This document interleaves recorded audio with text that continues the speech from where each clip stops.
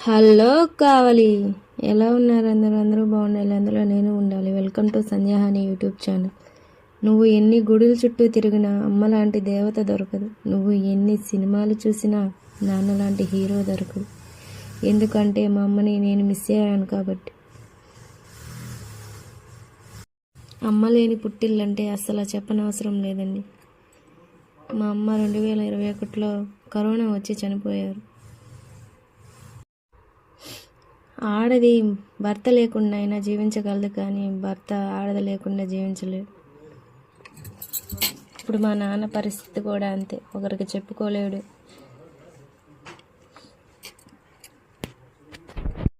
మా నాన్న అంటే చాలా ఇష్టం నాకు, కానీ అమ్మ కూడా ఇష్టమే.